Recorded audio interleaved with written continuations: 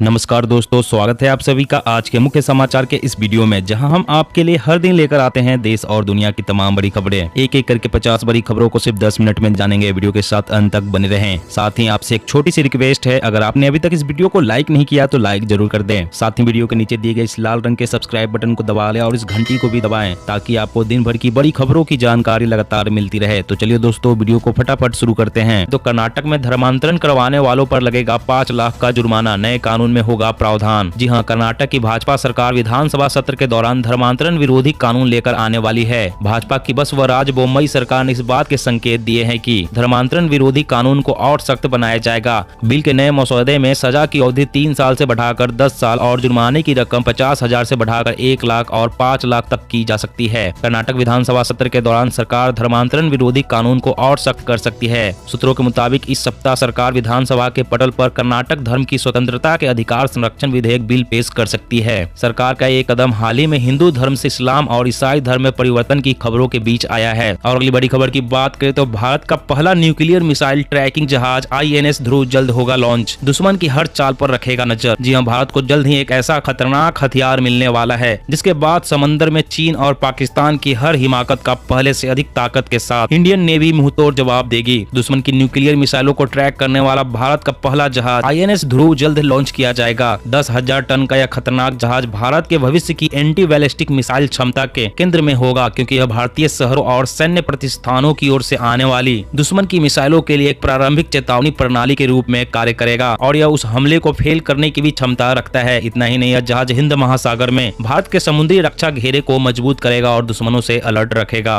और अगली बड़ी खबर की बात करें तो सड़क मंत्रालय का नेविगेशन ऐप सड़क पर चलने वाले लोगों को एक्सीडेंट के खतरों का अलर्ट करेगा, ब्रेकर, गड्ढों जैसी कई जानकारी देगा। जी हाँ, सड़क पर लोगों की सुरक्षा बढ़ाने के लिए केंद्र और राज्य सरकारें कई उपाय कर रही है। इसी के साथ केंद्रीय सड़क परिवहन और हाईवे मंत्रालय ने नागरिकों के लिए एक free to use navigation app launch किया है, जो सड़क पर आने वाले दुर्घटनाओं के खतरों के बारे में लोगों को अलर्ट करेगा। साथ ही ये कई तरह के रोड सेफ्टी फीचर्स के साथ आता है। नेविगेशन ऐप सर्विस ड्राइवरों को upcoming accident prone area, speed breaker, sharp curves और गड्ढों सहित दूसरे खतरों के बारे में वॉइस और विजुअल अलर्ट देता है। यह पहल देश में सड़क दुर्घटनाओं के कारण होने वाली एक्सीडेंट और मौतों को कम करने के लिए सड़क परिवहन मंत्रालय की प्लानिंग का एक हिस्सा है। और अगली बड़ी खबर की बात करें तो जल्द ही देश भर में लगेंगे प्रीपेड स्मार्ट मीटर। साथ ही बिजली शुल्क में लागू होगी एक देश एक दर नीति। स्वच्छ बिजली उपलब्ध कराने की दिशा में जरूरी कदम। जी हां, बिजली के मीटरों को प्रीपेड स्मार्ट मीटरों में बदलने का कदम आम बिजली उपभोक्ताओं के अनुकूल कहा जा सकता है, क्योंकि इसके लागू होने से उन्हें पूरे महीने का बिल एक ही बार में अदा करने की जरूरत नहीं होगी। हालांकि इन नए मीटरों के लगने पर उपभोक्ताओं को उपयोग से पहले बिजली बिल चुकाना यानी कि रिचार्ज करवाना अनिवार्य होगा। जब रिचार्ज खत्म हो जाएगा तो बिजली की आपूर्ति स्वतः बंद हो जाएगी। प्रीपेड मीटर ठीक उसी तरह से काम करता है जैसे प्रीपेड मोबाइल कनेक्शन, यानी जितना पैसा उतना बिजली। यह बिजली क्षेत्र को मजबूती देने के लिए अच्छा प्रयास है। साथ ही बिजली शुल्क में लागू होगी एक देश एक दर नीति। स्वच्छ बिजली उपलब्ध कराने की दिशा में जरूरी कदम और इससे बिजली की दरें कम होगी। और अगली बड़ी खबर की बात करें तो कोरोना काल में महंगाई की रफ्तार जारी। शैम्पू और साबुन के 15% तक दाम बढ़े, कई वस्तुओं के वजन भी कम। जी हाँ, महंगाई की रफ्तार बस्तूर जारी है। शैम्पू, नहाने और कपड़े वाला साबुन, डिटर्जेंट पाउडर, चाय की पत्ती, नमकीन के दामों में एक महीने के भीतर 15% तक बढ़ोतरी हुई है। कुछ वस्तुओं का वजन भी कम करके महंगाई बढ़ा दी गई है। कंपनियों ने दैनिक उपयोग की चीजों के दाम चुपके से बढ़ा दिए हैं। हालात यह है कि दुकानदारों द्वारा माल मंगाने पर हर बार नया प्रिंट लिखा आ रहा है। 400 ग्राम शैम्पू के दाम 60 रुपए तक बढ़ गए हैं। कपड़े धोने के साबुन पर भी 6 से 10 रुपए भी अलग अलग कंपनियों ने बढ़ाए हैं। वहीं चाय की पत्ती के दाम 500 रुपए से बढ़कर 610 रुपए तक पहुंच गए हैं। नमकीन के दामों में भी उछाल आया है। बिस्किट के दामों में भी बढ़ोतरी देखी गई है। और अगली बड़ी खबर की बात करें तो सौर ऊर्जा से चलेगी भारतीय रेल। 2 अरब यात्री कर सकेंगे इन ट्रेनों में सफर। जी हां, भारतीय रेल अब जल्द ही सौर ऊर्जा से चलती हुई नजर आएंगी। सौर ऊर्जा की सीधी आपूर्ति से 2 अरब यात्री इस प्रणाली से चलने वाली ट्रेनों में यात्रा कर पाएंगे, जबकि सालाना लगभग 70 लाख टन कार्बन उत्सर्जन में कमी आएगी। अध्ययन में कहा गया है कि भारतीय रेलवे को वर्ष 2030 तक शून्य कार्बन उत्सर्जक बनाने के लिए प्रधानमंत्री नरेंद्र मोदी द्वारा तय लक्ष्य को पूरा करने में विद्युतीकरण, ऊर्जा दक्षता व नवीकरणीय ऊर्जा के मिश्रण की आवश्यकता होगी। और अगली बड़ी खबर की बात करें तो व्हाट्सएप स्टेटस लगाने वालों के लिए खुशखबरी।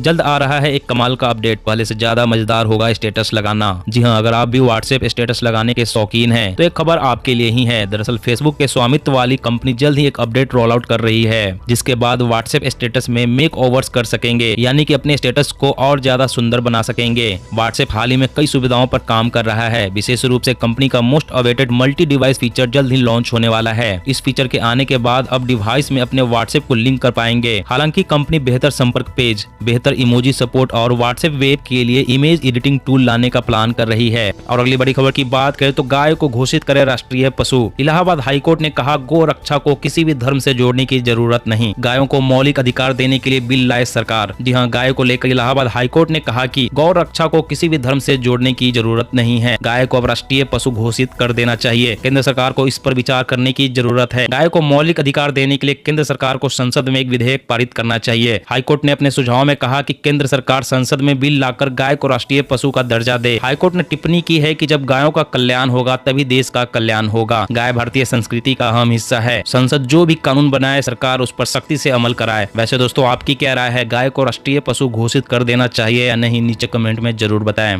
बेहद खतरनाक हुआ ओमिक्रॉन। WHO ने कहा, कम्युनिटी ट्रांसमिशन से 3 दिन में दोगुने हो रहे हैं केस, मास्क और सैनिटाइजेशन बेहद जरूरी। जी हाँ, दुनिया के 89 देशों में अब तक ओमिक्रॉन वेरिएंट मिल चुका है और कम्युनिटी ट्रांसमिशन के चलते इसके केस डेट से 3 दिनों में दोगुने हो रहे हैं। विश्व स्वास्थ्य संगठन ने जानकारी दी है। चिंता की बात यह भी है कि ओमिक्रॉन उन देशों में तेजी से फैल रहा है जहां आबादी में रोग प्रतिरोधक क्षमता ज्यादा है। हालांकि अब तक यह साफ नहीं है कि इस वायरस में इम्यूनिटी से बच निकलने की क्षमता है या नहीं। इसकी संक्रामकता बढ़ गई है या ये भी हो सकता है कि इसके पीछे दोनों ही कारण हो। संगठन ने कहा कि राहत वाली बात तो बस यह है कि ओमिक्रॉन उतना घातक नहीं है जितना कोरोना के पहले वाले वेरिएंट थे। हालांकि जिस गति से यह फैल रहा है उसे देखते हुए मास्क, सैनिटाइजेशन और भीड़ से बचने जैसे उपाय करते रहने की जरूरत है। और अगली बड़ी खबर की बात करें तो उत्तर प्रदेश में आ रही 1 लाख सरकारी नौकरियां। विधानसभा चुनाव से पहले योगी सरकार का बड़ा दाव। जी हाँ, योगी आदित्यनाथ सरकार अगले 2 से 3 महीने के अंदर 1 लाख सरकारी नौकरियों में भर्ती का विज्ञापन निकाल सकती है। इसमें सबसे ज्यादा नौकरियां पुलिस विभाग और शिक्षा विभाग में निकल सकती है। पुलिस विभाग में लगभग 25,000 जवानों की भर्ती की जा सकती है, तो शिक्षा विभाग में भी भारी संख्या में नौकरियां निकल सकती है। स्वास्थ्य विभाग में संविदा के स्तर पर सभी जिला अस्पतालों में भर्ती निकाले जाने की तैयारी चल रही है। उत्तर प्रदेश विधानसभा चुनाव 2022 के पहले युवाओं के लिए योगी आदित्यनाथ सरकार की तरफ से इसे बड़ा कदम बताया जा रहा है। और अगली बड़ी खबर की बात करें तो असंगठित क्षेत्र के श्रमिकों को नहीं होगी काम की कमी। ई श्रम पोर्टल से जुड़ेंगे जॉब पोर्टल, अब नहीं होगी भटकने की जरूरत। जी हाँ, असंगठित व प्रवासी कामगारों को काम की तलाश में भटकने की जरूरत नहीं पड़ेगी। रोजगार देने वाले खुद उन्हें बुलाएंगे और श्रमिक मनचाही जगह पर काम कर सकेंगे। श्रम और रोजगार मंत्रालय के ई श्रम पोर्टल को जॉब पोर्टल उन्नति से जोड़े जाने की तैयारी है। श्रम मंत्रालय के आंकड़ों के मुताबिक इस पोर्टल पर 12 करोड़ श्रमिक अपना पंजीकरण करा चुके हैं। वहीं नीति आयोग के प्रयास से सरकार की तरफ से विकसित जॉब पोर्टल उन्नति पर रोजगार प्रदाता और कामगार अपनी अपनी जानकारी देते हैं और एक प्लेटफॉर्म पर मिलते हैं। उन्नति पोर्टल पर टेक्सटाइल, गारमेंट्स, टेलीकॉम, सुरक्षा कर्मी, FMCG, रिटेल, लॉजिस्टिक, मैन्युफैक्चरिंग, निर्माण जैसे विभिन्न सेक्टर के नौकरी देने वाले अपनी जरूरत बताते हैं। देश भर में नौकरी देने वालों के पास इन कामगारों का डाटाबेस होगा और वे अपनी जरूरत के मुताबिक श्रमिकों को कॉल कर सकेंगे।